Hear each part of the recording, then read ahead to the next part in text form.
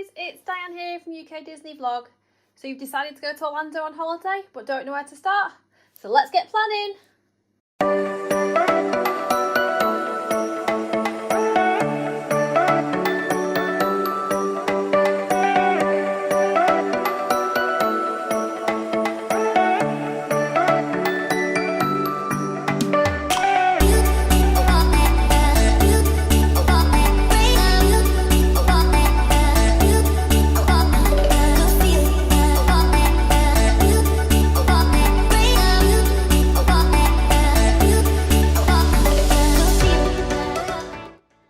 So I'm constantly getting asked by all my friends and family and my colleagues at work who have just decided to go to Orlando for the first time.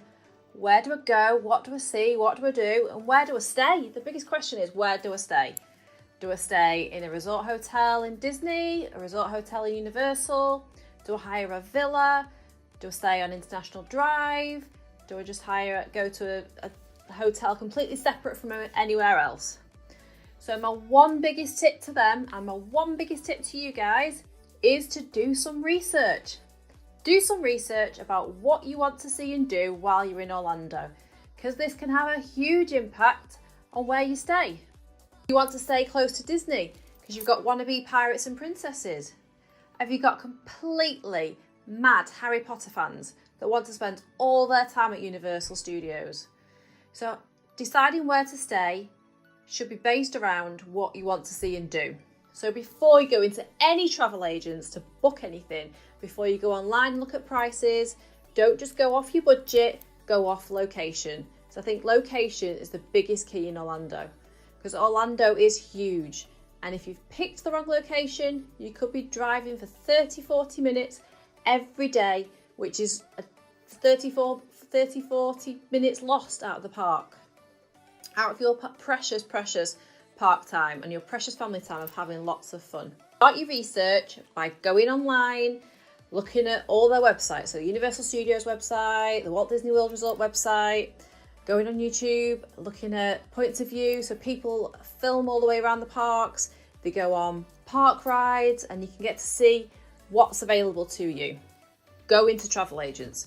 Go into travel agents and get their free amazing brochures. So Thomas Cook, Thompson, Virgin, you just need to have a look at what's on offer for you. So these will tell you about all the theme parks.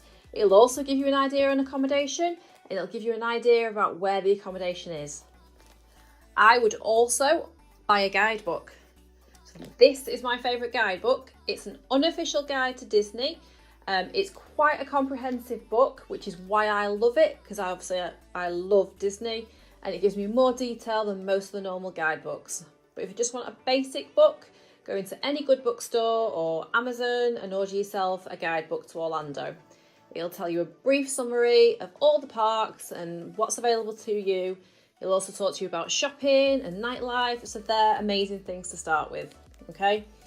But just to tell you about Orlando and Florida and what's available to you, the Walt Disney World Resort has got 4 theme parks. So it's got Magic Kingdom, Hollywood Studios, Epcot and Animal Kingdom. It's also got 2 water parks, so Typhoon Lagoon and Blizzard Beach.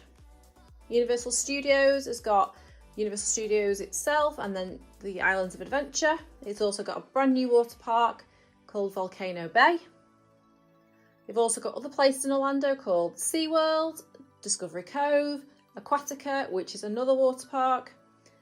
And then you might have heard of or read about 2 other places. So one on the west coast of Florida called Busch Gardens, which is a zoo/theme park. And then on the east coast, you've got Kennedy Space Center.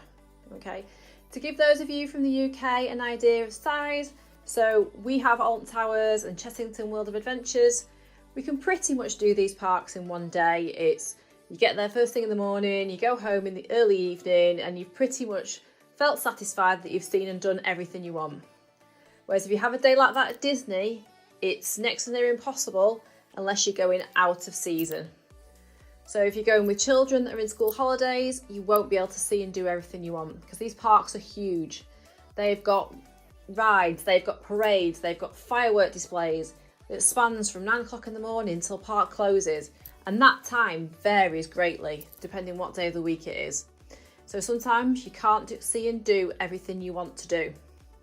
So out of all those top attractions that I've mentioned, that's 14 attractions to see and do. So you can't do it all. So trying to decide where you're going to spend most of your time should base where you want to stay. So if you do really want to stay in Universal and base your time over there, I would stay closer to Universal. If you want to spend more of your time in Disney, then try and stay in the local area of Disney.